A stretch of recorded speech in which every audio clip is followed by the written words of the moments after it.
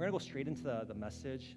We have communion today, or Lord's Supper, and so we're streamlining service a little bit to make sure we have time for that. The text we're at in Mark today is it's an important passage in the life of Mark. Could I get the lights on right here? Somebody, yeah.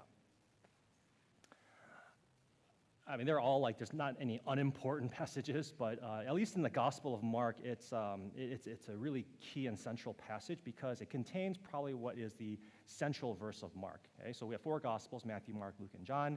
Each of those has like a verse that really captures what that gospel was written for, what it's meant to convey to us. And in Mark, it happens to be in Mark chapter 10, which is where we are. And it's the central passage because it contains Jesus' mission statement. I think we can all appreciate the significance of a mission statement to organizations or to people. Right? Like for companies, right? For example, right? Companies have good companies will have a mission statement, and it's important to that company because, right, it gives them direction. Right? They make decisions according to this mission statement, or they should. But also, it helps them to like sell their product, right? At least for the consumer, it tells us why we should believe in that company and why we should buy whatever it is they're selling, right? So, for example, right, here are some well-known companies. Look at the first slide.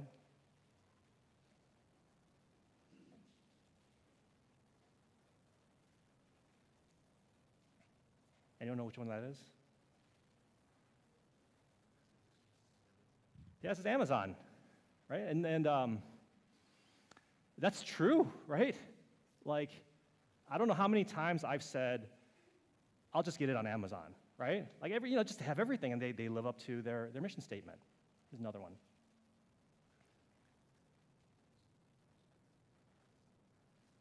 That's Tesla. That's a good one. That makes me want a Tesla. I've been like secretly wanting a Tesla for the longest time. Please, if you can afford it, I would love a Tesla because I want to save the earth, right? Here's another one. It's on the bottom left here. This is the outerwear company, Patagonia. I don't know how they intend to save the planet through fleeces and the jackets, but like it's very compelling, right? That's their business model. Okay. And this is Nike.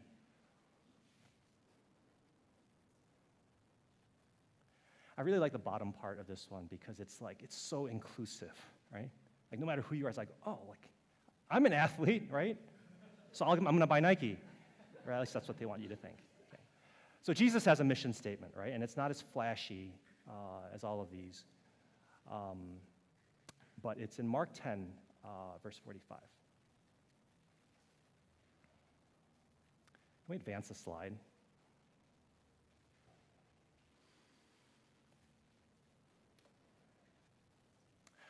So it's a good mission statement because it's clear and it's accurate. Not every company with a mission statement actually lives up to what they are trying to say about themselves, but for Jesus, he lives up to every single bit of this. Even the Son of Man came not to be served, but to serve. That is the most accurate mission statement there is out there, and I really believe that if more people outside the church knew this about Jesus, their view about Jesus would change drastically. What did Jesus come to do? What's his mission? It was to serve. And it has a major implication for us now, right, as his followers, as believers. It tells us what we're supposed to be about also. If that's what he's about, that's what we're supposed to be about. Like, what's the church, right? The church in general. What's a church supposed to be about? People have always had differing opinions about what the church is there for, right? The church is there for, teaching people the Bible, or to, have great programs, right? And to take care of kids, and to, give parents like that kind of avenue. The church is there to help others, and Especially in the last few years, right? It's been really a point of debate and confusion in churches in America. It's like, well, what should the church be doing about social issues, and what's our responsibility there, right? Those all might be pieces of the pie, but this is the mission statement for the church. And at the individual level, too. Because I know on a personal level, we ask that question, like, what does it look like, right? What does it look like to live out my faith? I get that question all the time from people, and usually it's about work. Like, what does it look like to live out my faith at work? But also, like, what does it look like to live out my faith with my non-Christian friends, or in whatever setting that you're in, right, or on campus? Now, I know they're trying to get at some practical reasons, but it looks like this. Right? This is the mission statement. Mark 10:45, it really sets for us a vision of the Christian life. Christian life looks like this. It looks like Jesus. What was Jesus? Jesus was a servant. So I want to dwell on servanthood today. Define Jesus, it's supposed to define us too. So let's read the entire passage and give some context to what Jesus is saying here. Okay, we're going to start in verse 32, chapter 10. And they, this is Jesus and the disciples, were on the road going up to Jerusalem, and Jesus was walking ahead of them. And they were amazed, and those who followed were afraid. And taking the 12 again, he began to tell them what was to happen to him, saying, "See, we are going up to Jerusalem, and the Son of Man will be delivered over to the chief priests and the scribes, and they will condemn him to death and deliver him over to the Gentiles. And they will mock him and spit on him and flog him and kill him. And after 3 days, he will rise." If you've been with us in our series in Mark, you know that this is the third time he said this exact same thing. Okay? He said third time he is predicting that not only he will die, but how he will die. He will suffer. He will die, and that he will rise again. And there's a significance to that, right? Whenever we repeat things, it usually means they're important. When I'm serious about something, like with my kids, like some kind of warning, right? I will repeat it, right, over, so you don't miss it. So Jesus especially, he's not one to waste words. If he's repeating this 3 times, he really wants his disciples to get this, what it is he came to do. Verse 35, James and John, then the sons of Zebedee, came up to him and said to him, "Teacher, we want you to do for us whatever we ask of you." And he said to them, "What do you want me to do for you?" And they said to him, "Grant us to sit, one at your right hand and one at your left, in your glory." Jesus said to them, "You do not know what you are asking. Are you able to drink the cup that I drink, or to be baptized with the baptism with which I am baptized?" And they said to him, "We are able." And Jesus said to them, "The cup that I drink, you will drink, and with the baptism with which I am baptized, you will be baptized. But to sit at my right hand or at my left is not mine to grant, but it is for those for whom it has been prepared." And when the 10 heard it, they began to be indignant at James and John. And Jesus called them to him and said to them, "You know that those who are considered rulers of the Gentiles lord it over them, and their great ones exercise authority over them. But it shall not be so among you. But whoever would be great among you must be your servant, and whoever would be first among you must be slave of all. For even the Son of Man came not to be served, but to serve, and to give his life as a ransom for many." Amen? Amen. Let's take a little bit of a deeper look at verse 45 here. Who is it that came to serve? Right? He says the Son of Man. You see this term a lot in Scripture. I think most of us gloss over it. But I think we need to know what it means, because it's Jesus' most common way of referring to himself.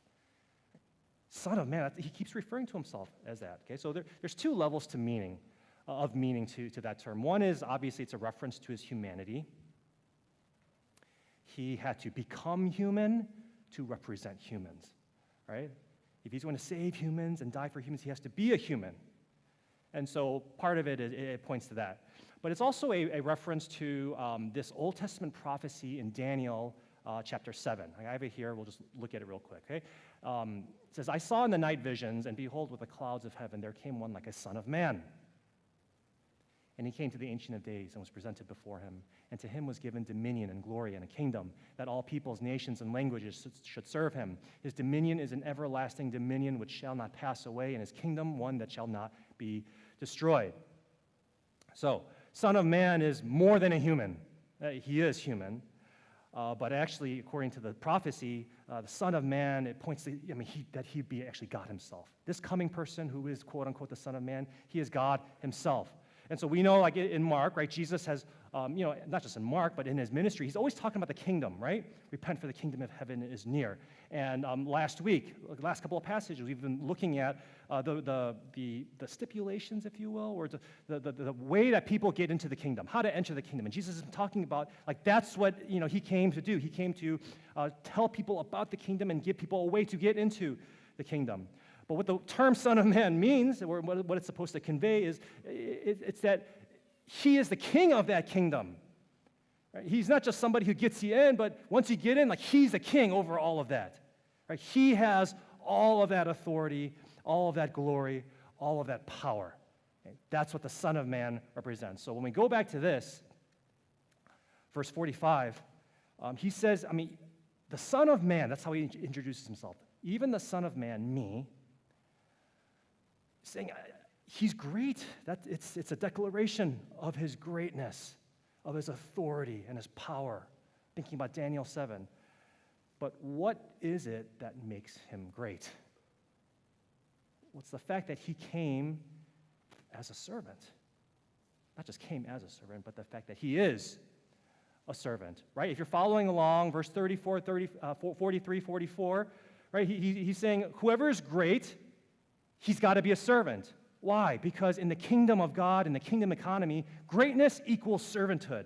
Not necessarily in the world, but in the kingdom of heaven, kingdom of God, that's what it is. Greatness equals servanthood. And so if he's great because he is the Son of Man, he is God himself, if greatness defines him, then servanthood also defines him. Like they come together. Right, or another way to think about it is servanthood, his servanthood is not an exception to his godness, but it is the essence of his godness. It's his very identity. The identity of Jesus Christ, the Son of Man, is he is a servant. I think that's an important point for us, because now when we're trying to apply that back to ourselves, it means that the Christian, our identity is also that of a servant. And that's a perspective shift I think a lot of us need to make, where we go from seeing service as something you do, like an activity, to now more of like who you are, right? And an identity. Well, what's the difference? Well, when servanthood is more of just who you are, there's some characteristics to it. I would say it doesn't require a reward. It doesn't require any kind of reciprocation. It doesn't require appreciation even, or like any kind of recognition. When it's like an identity and who you are, it doesn't discriminate like who gets my service and who doesn't. It doesn't change like with our moods, because your identity doesn't change with your mood. It's not limited to our passions. Now, God gives us giftings and passions, and but sometimes we go too far. It's like, well, I'm not passionate about that, so I don't do it. Well, if it's your identity, it's not limited to that. It's not just limited to the things that you like to do. It doesn't matter what the service is, whether it's big or small or enjoyable or not. It doesn't matter where the service is. It's just, you are who you are everywhere, right? If that's part of your identity. And so when you embrace servanthood as an identity, and if we're understanding this correctly, then that means it never really turns off. Right? You're never really not a servant just because you're not like doing stuff. One way that I thought about this is kind of silly, but I have a friend who's a dentist, right? And yeah, I guess some people become dentists because it's a good job, but he got into dentistry because he loves teeth. So he's always talking about teeth. He came over for dinner one time, and my kids are like running around, we're eating dinner, and he just kind of kept looking at my kids. And he's like, come over here, He's like, open your mouth. And he starts looking at his teeth, and he's like, oh, this is out of place, and this needs to be fixed. And he just did that with all of them, right? And he's like, hey, whenever you have time, bring them over to the office. I'll take a look, and I'll give you some consultation. Great, he loved it. A few weeks ago, we were out to dinner again, and we were at this restaurant, and we happened to sit by like a pretty famous NBA player. Like he was right next to us. And I recognized him, but he didn't recognize him at first. He was like, who is this? Right? And then after a while, he's like, oh yeah, like I said his name. He's like, yeah, I recognize him now. And that's because he said, I knew who he was when he smiled. Right? Like he knew people by their teeth. Like he has a very distinct smile. And so I saw that, and he's like, now I know. Now I remember him, right? Okay, what's my point here? He can't turn it off, right? That's the point. It doesn't turn off for him. Like he's a dentist. Like he loves teeth. Like everywhere he goes. That's when something is like who you are, right? What you identify as. You are that way, like 24/7, everywhere. I think as Christians, that's something that it takes practice and intentionality to get used to. One of the things that I like to do, well, I don't know if I like it, but I try to do is, every Sunday morning before we come in here and people are warming up and getting ready, is I come and I sweep the floors around here. And part of it's because we need to, because no one's sweeping the floors. So I sweep the floors. But part of me, it's like I do it every week because I need to, right? I need to remember, like, this is who I am, right? Not that I sweep floors, but I'm a servant. If I follow Jesus, I am a servant. Doesn't matter whether I like it or not. Doesn't matter if people see it or not. Like, I am that way all the time. That's being Christian. And in terms of recovering, like, what is our purpose and what does it look like to be Christian? I think this is it. This verse reminded me of when I was in Costa Rica several years ago. We were helping out a missionary there, and he introduced us to a lady who ran a shelter in like a slum area of one of the cities. And this Christian woman, I remember she had a job, right? So every day she would take a break from her job. She would go down to this shelter. She would cook lunch, feed all of the kids in the neighborhood. She'd clean up after them, and then she'd just go back to work, right? Every day. That was her life. And I remember thinking, I get so dramatic and emotional when I go on these mission trips. I always challenge myself. I'm like, hey, man, could I do that for the rest of my life? Could this be me? Because it's such thankless work, There's no response from the kids. There's no thank yous, right? They actually kind of abuse her hospitality and her generosity. It's such thankless work. Nobody will ever know, Nobody knows about that town, right? Nobody knows about that slum area. Nobody knows about this little shelter by the river, and nobody knows. And I remember just helping her out one day. We were just, doing little kid stuff there, helping out. Me, educated American pastor with my nice Bible and all my ministry experience. And I remember just thinking, she gets it, right? I don't know if I get it, but I think she gets it. I think she is a Christian.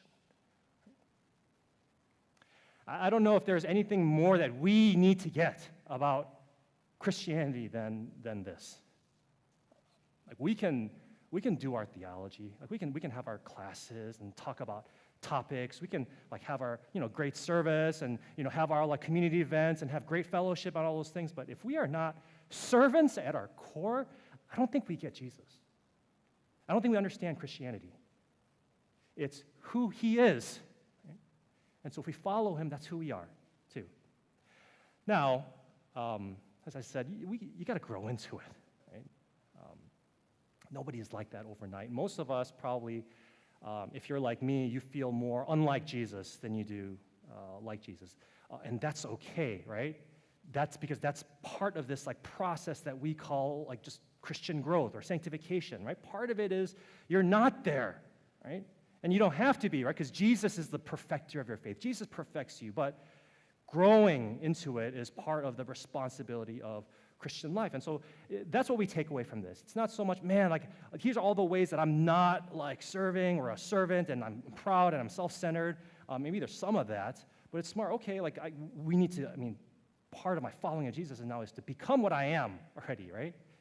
Like I am already holy and I'm already a saint, but like practically I need to become more of that. So we're trying to grow in that way.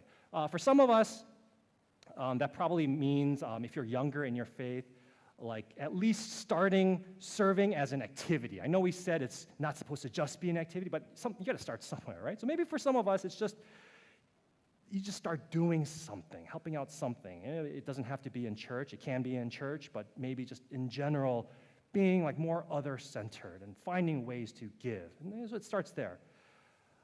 Others of us who are maybe already doing that, the next step then is now that the growth has to be from activity to identity. Right? It's got to be something that's now like more like lifestyle. You're not just serving at church anymore. You serve at home. You serve your parents. You serve your family. You serve your kids. You serve at work. Right? You serve these coworkers that drive you crazy. Right? You serve your boss. Just that's part of what it means to have that become an identity for us. But wherever we are, right, this is an area that it takes intentionality about growing in. We do not just become more like Jesus because we want to be, but it takes effort. Right? So that's something that for us, as we are all trying to grow, right? And it's a question that I ask people when I meet with them sometimes. It's like, well, what do you feel like the church can provide you? Or what's the next step you need to really take in your discipleship? And I get all kinds of answers. But if we're not trying to grow in this, if we're not trying to grow in servanthood lifestyle, I think we're missing the point. Because sometimes we make it about growing in skills or growing in knowledge, which is important. But sometimes it doesn't translate into actually serving. Sometimes as we get older, we want to serve less because we get tired. But if life is about following Jesus, and Jesus is a servant, then one of the chief objectives in our day-to-day is growing to become more of a servant. Now, there are some things that make that difficult. This passage, the bulk of this passage really points to those things. Like, what are some of the obstacles that we have to growing in this identity? And it's good for us to know so that we know what we're fighting against. Okay? One obstacle is that it really goes against our nature. Like, we are the obstacle to it. Verse 36 and 37, disciples never cease to amaze, right? So we said 3 times Jesus predicts how he's going to accomplish his mission through suffering and death. And 3 times his disciples react like this. Right? They just totally miss it. The first time, if you remember, Jesus predicted his death, Peter rebukes him. You can't go to the cross, right? You can't win. You can't establish your kingdom by dying. Like, what is that? Peter tries to stop him. The second time Jesus predicts his suffering, they start arguing about who's the greater disciple among them. And now this time, they respond to it by, they start like jockeying for positions of honor. That's really what they're talking about, the right hand, left hand. In Jewish thought, when the Messiah came to establish his kingdom on earth, like there would be like seats, like priority seats for who was better or who got more honor from him. And so like we want the front seats. We want to be honored by you. We want to be honored in front of people. So 3 times is a pattern, right? 3 times is not just, they had a lapse. Maybe they don't understand everything. 3 times means this is who they are. This is who they are. Human nature, it's on display here. Human nature is inclined to resist and almost despise servanthood. Human nature is opposite of Jesus' nature. We want to be served, right? That's human nature. We want to be served. We don't want to serve. And so you got to overcome that nature if we want to really grow in servanthood. Okay, well, how? How do we even go about thinking about this? Well, there's a couple of observations from the text I want to point out. After this, how does Jesus answer them? He says, "The cup I drink, you will drink, And the baptism with which I am baptized, you will also be baptized. He's talking about his suffering, okay? The cup means cup of wrath. The baptism is not the holy baptism we're thinking of, but it's more like dying, right? He says that they are also going to have to not die necessarily, but suffer. Okay? They're also going to have to suffer for his name. And so, think about how the flow of how this is going. It's like he says, basically, he's trying to communicate, I'm here to serve. I want you to be servants. And they start arguing about not wanting to be servants and who wants to be the best and who wants to be honored. And he basically says, the way I'm going to make you come over to the way you need to be is I'm going to bring suffering, or I'm going to bring trials. And really, that's one of the ways that God creates servants. Because what do trials do? Trials, they, in essence, right, obviously there's different kinds, but in essence, they make us realize how much we need God.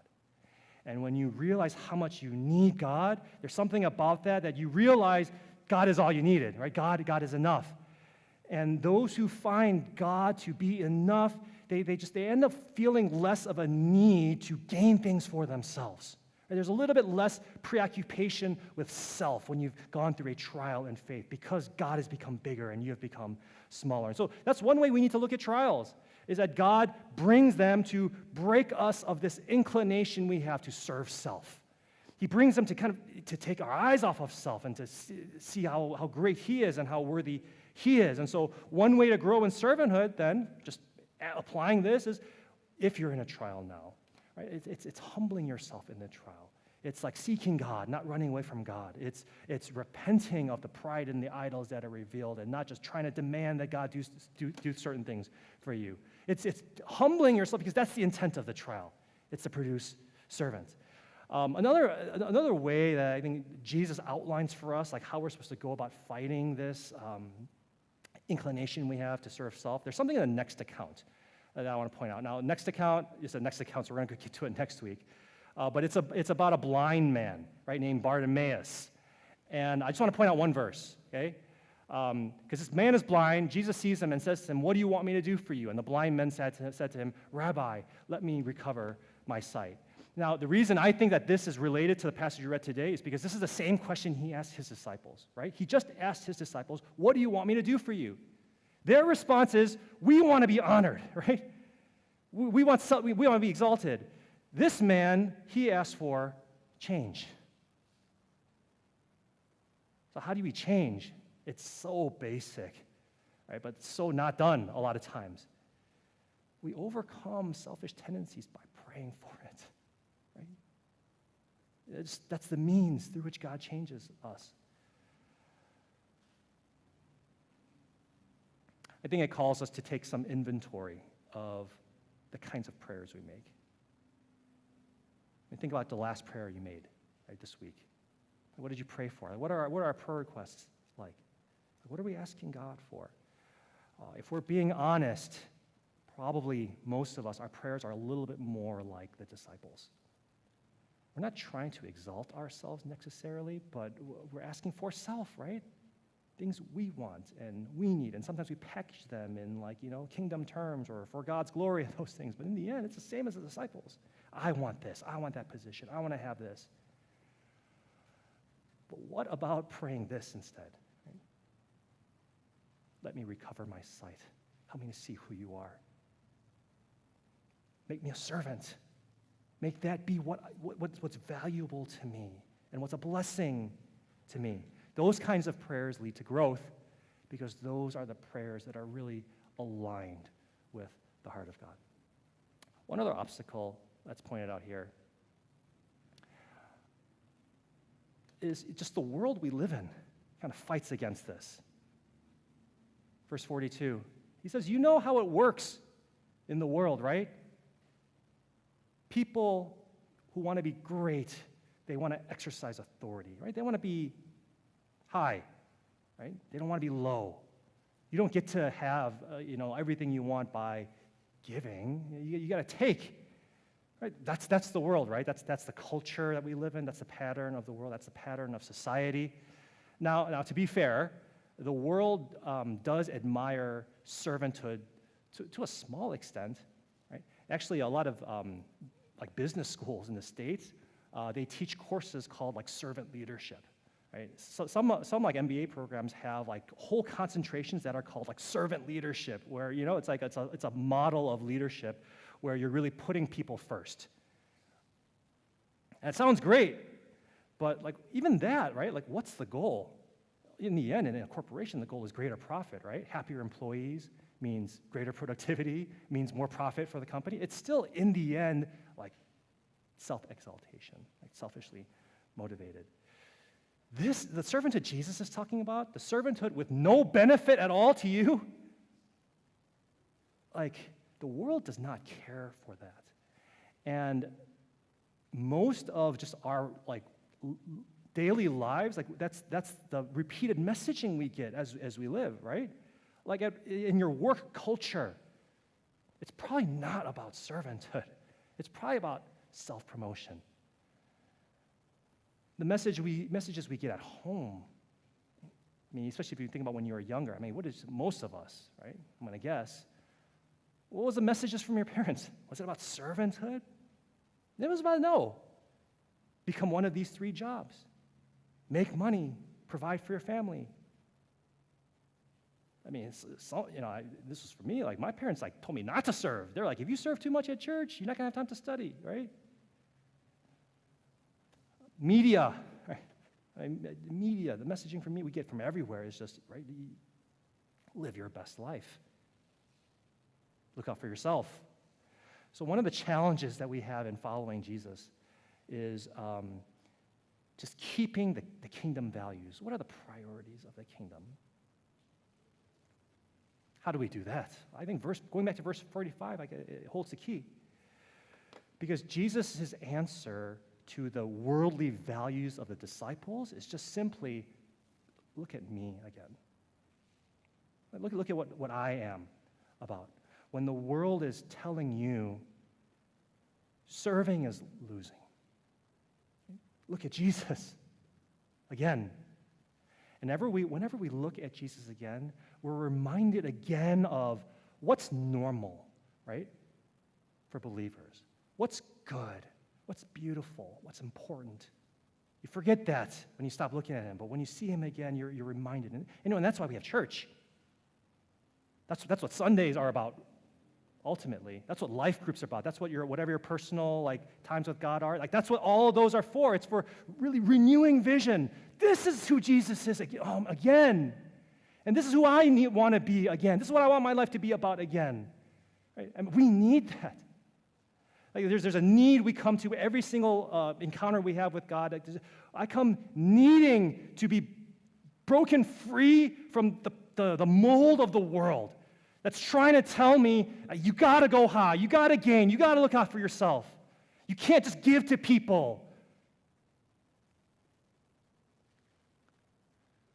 Fixing our eyes on Jesus, right?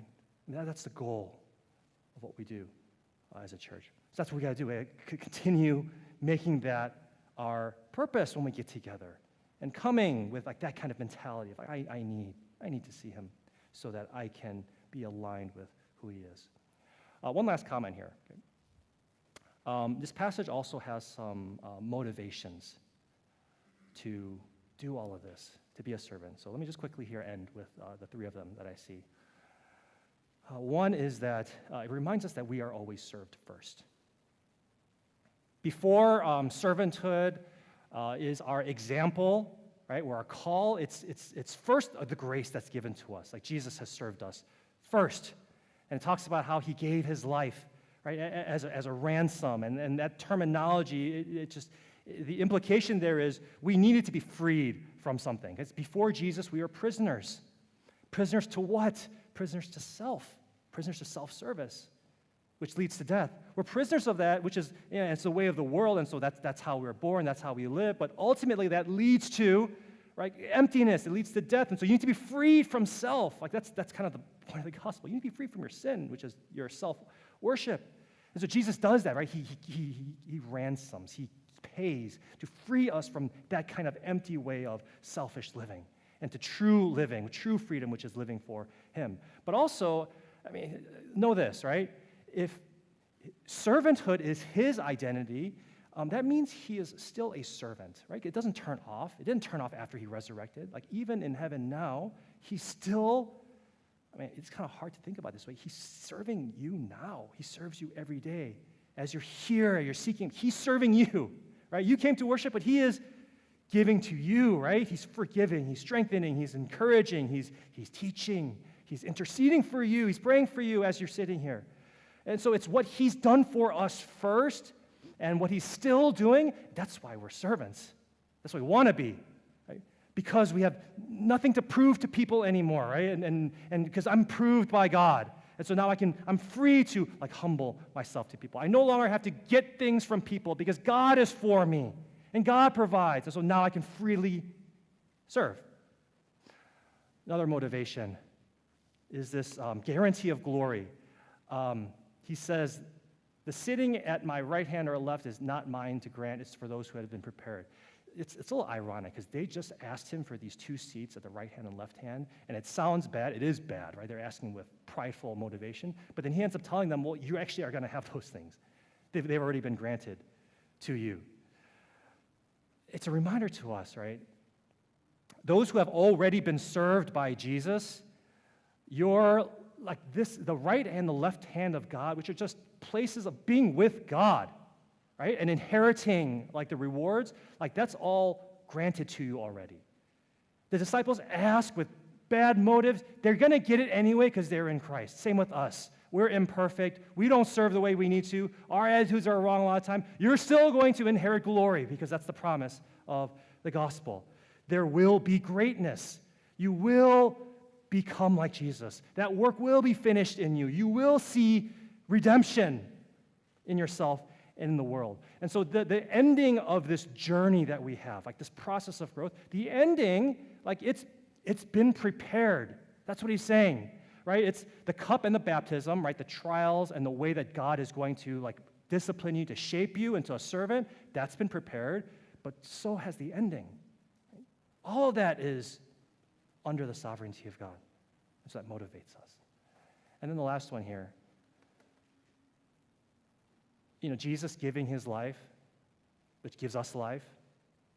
Now that pattern continues as we give ourselves to people. Our service ends up giving life to others as well. We had a retreat for our college students last week, and it was a great retreat. There were at least a couple of people who committed themselves to really following Jesus. I think one of them became Christian. I was like, he didn't want to put it into those terms, but I was like, bro, I think he's speaking Christian. The way he was talking about what he believed and what he intended to do. It's just awesome, right? And I was thinking about this passage and how the pattern of Jesus is those who give their life. It brings life to other people, and it's how did this person what went into this? What went into these fruits? And it's the people that planned it, and the people that drove up there, and the people that cooked the food, and people that cleaned up. Everyone, God used your service to bring life. We have a few people getting baptized this Easter in about a month here. And each of them, I'm thinking about their stories, and you guys, church, you all had a part. You may not have directly with them, but in your service to the church, in your just being around, being present, wanting to grow, trying to reach, all those things, it's just, God used it all. That's what it means. It's not even about, does my service have a visible impact? It's whenever you smell like Jesus and reflect him, there's power there, and he uses it. And all of those are evidences of it. And that's not just us. Believers in the community, churches around Phoenix, and all the blessings that they bring to the area. You see this on display constantly. Wherever Jesus is reflected, their life springs up. All of that through servants. And ultimately, all because of the capital S servant, Jesus Christ. Right? He is the one who moves us to do this. He is the one who uses us to do this. And so as we finish up here, and as we get into communion, that's really where we aim is, number one, I need to see Jesus again. This is who he is, and this is what's beautiful. This is what makes him worthy. This is what leads to glory. So now make me the same way, right? And use me, right? So that more people can be served by the King. Let's pray.